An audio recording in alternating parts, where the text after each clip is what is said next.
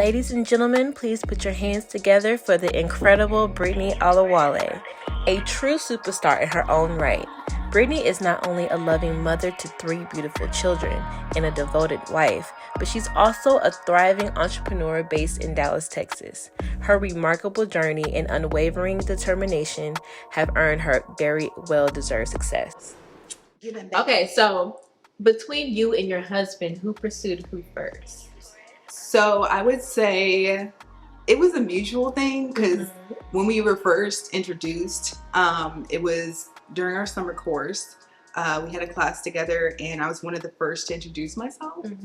I was full of myself at the time because your girl thought she was all that. Confidence, okay? So I stood up, I introduced myself. My name is Brittany Olawale, or no, at the time it was Brittany Lewis. Yeah. Not married yet. My name is Brittany Lewis and I'm from California, blah, blah, blah, blah. I'm going to sit down. Yeah. And how did you sit down? Like, girl, I was the first one to go. So you know how to stand up real cute. Yeah. And I was wearing a skirt too. Ooh, okay. Don't tell my parents though. Like, it's not just appropriate. But your girl was cute. Yeah. And so I stood up and then I sat down and I kind of ignored everybody else. Yeah. And I heard somebody in the back. They stood up. My name's Jamaise. I'm from California. And I was like, oh, that's where you're from. Yeah. Okay. Who's that back there? Yeah. You know, and then he kind of sat down and he want to look down. I'm like, he thinks he's slick because we were the only 2 people at the time who were from California. And so that was interesting. And it's funny because the professor was actually a friend of mine. He's the one that invited me to the class. Anyway, so we met in that classroom and we actually didn't start talking like that until a couple weeks later when we had a project due and they were asking everybody to link up with different partners and stuff. And I would see him and his friends at the rec center all the time because I like to work out a lot. And so I wanted to make sure that I got a good partner.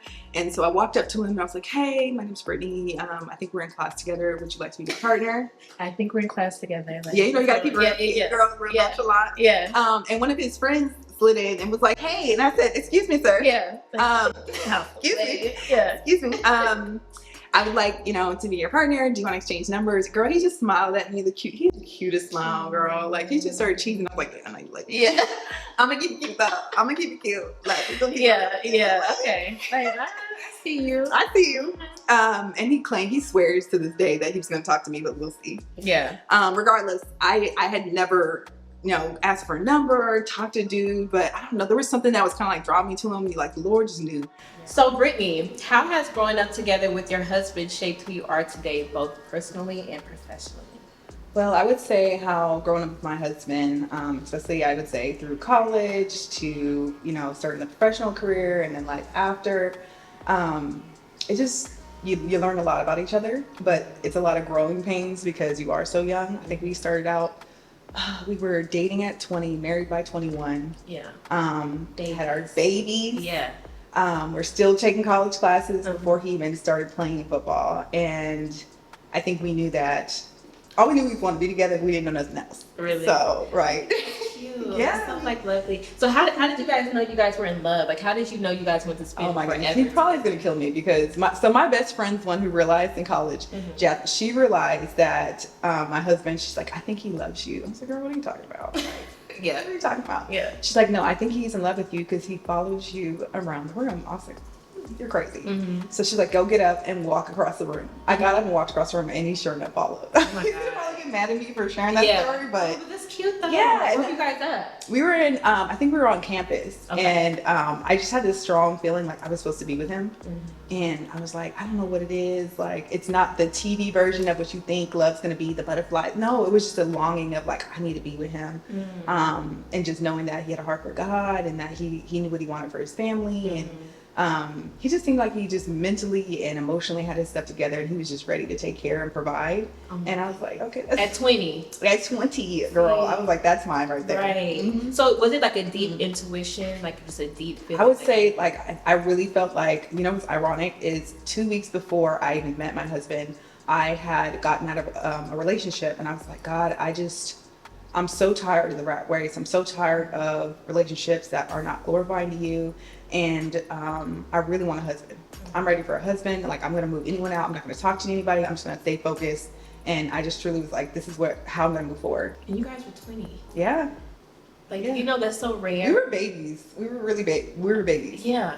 Yeah. Like, but that whole understanding and that whole mindset is so rare for men that are like in their 30s and 40s at the time. And it's just like, for him to have that discernment and that responsibility and that like maturity at 20 says a lot. It does. And I think a part of that is just kind of the way he was raised. So my husband is Nigerian American. His father is Nigerian, and his mother is African American. But he was raised in a household with his dad. So his father, I think, was like in his 60s when we were in college. So he had an older father, and his dad made sure that he understood what responsibility was, what taking care of your family was. They have a deep pride in who they are and where they come from. And he understood that. He understood the assignment, and he wanted to make sure that I did too. I had a vision of being, working for somebody in a major company and being an executive. And he's more the type of, I see a skyscraper, I can build that, I can do that. And we need to own our own.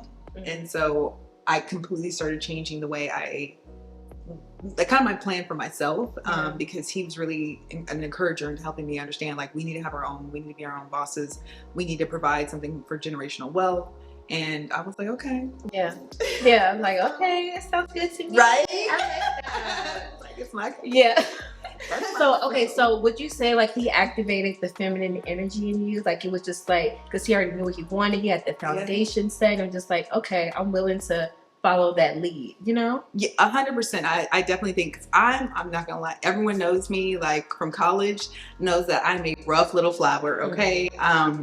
What's that mean? What do you mean? A rough flower. Yeah. So I had a 2-parent household. But my dad, he's like 6'4", was in the military, very driven, and he wanted to raise his girls to be able to provide for themselves, but also make sure that they were not taken advantage of. And so I was a little bit rougher around the edge, and I had more of a masculine mentality. And a lot of my friends from college were like, yeah, that girl, like, she's a little bit rough around the edge. Very sweet, very kind, but just I don't have time for people who don't handle their business or don't treat people right.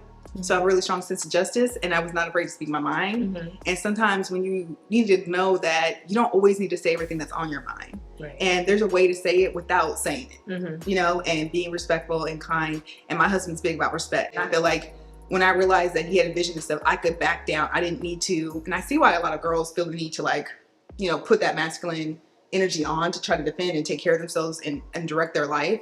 But when he came, it made it easier for me to kind of sit back. Yeah. For the moments when you need an extra boost, what are your go-to confident tips and tricks? Like, what do you do to, like, put on that face that you need for meetings, or, you go out here and build another business, honey? What do you do? I need to make sure that I'm getting up early, that I am taking care of my mind, soul, and body. That means working out. That means getting in your quiet time with the Lord, reading your word. I feel like how I eat really affects my mood and how I handle things. And so doing those things and making sure that I'm in a good place is always going to be key to tackling stuff and having that confidence. What else? We need something else. What else? Like, you listen to some music. What you listen to? Girl, like, do you look in the mirror and be like, okay, like, I'm that girl? Yeah. No, I just really, I'm sure, like, I really feel like I'm confident in who I am in the Lord and what He has for me. I know that's and right. So because of that, I know that creating a routine for me helps me just kind of get myself in I'm on autopilot. I'm a doer. Like, I naturally am just a doer. And because I'm a doer, like, I don't have to think deeply. I don't have to hype it. I'm gonna go do it. But the thing is, sometimes I need to slow down to process and have a plan. And because of my personality, it's more about the plan than really is hyping myself up, because I naturally, that's my personality. If that's not your personality, then you might want to. Another good thing that I do is, like, I got to call a best friend. Best friend is always there to help encourage me, but also be like, girl, I don't think you're going about that the right way. I don't think you're seeing things the way you should see. Yeah. And so that's one thing I definitely, you need to have a girl in your pocket that you can call. I believe that. Like, because sometimes you're not always right. Sometimes, you just need somebody to kind of just like another voice. Yeah, another feminine energy. And my best friend, she is everything I want to be as a woman. Like, she is so soft. She is so, she has a meek spirit, very kind, soft-spoken. But she's so much fun. And like me, I'm very like, let's go. And like, I don't got time for But I'm like all the fun. And she's like, okay, let's slow down. Let's chill. Let's be soft. And I always try to learn from people. And so she's somebody I deeply wanted to learn from, even in college before I was married. Her energy is something that I learned from and took it into my marriage, because I didn't have a lot of that in my home because my mom worked a lot. And so I just had more of a masculine energy personality, and I wanted that more feminine energy. Yeah. So. Oh, I think that's cute. Yeah, best friend. Thank you, boo. What's her name, girl? Brittany. Yeah, hey, Brittany girl.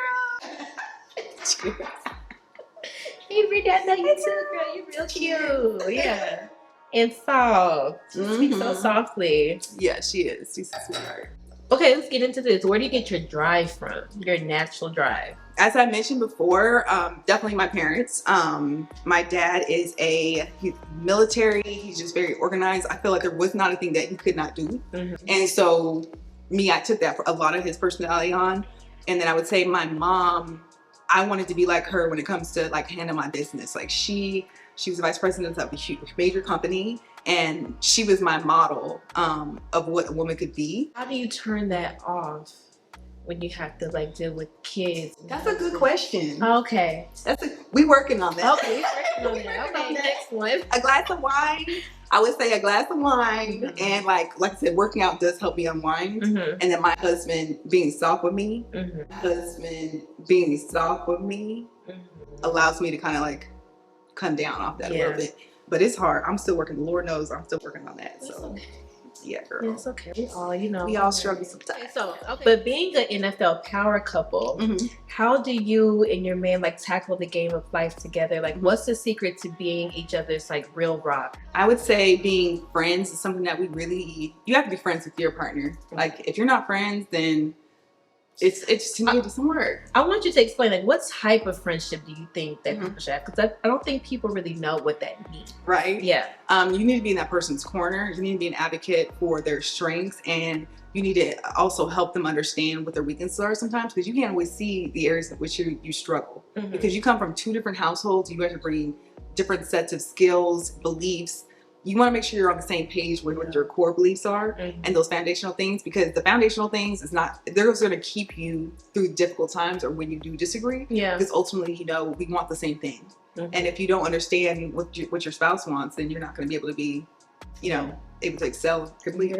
You got to be a real friend. Not an associate. I think people would think like, oh, I'm my partner's associate. Like they're not really involved in like who that person really is and what they like and what they don't like. And I feel like that's when those married couples are like, if you're closer to your friend than you are your husband, that's a problem. It's an issue. It's an issue. Your husband should be your best friend. Your best friend, like your bestie. Okay, so being a part of the Off the Field Wives Committee, that must provide like a unique sense of community because it's all about the NFL wives. So how has your involvement in this community enriched your life? So the NFL Off the Field, the official NFL Wives Association,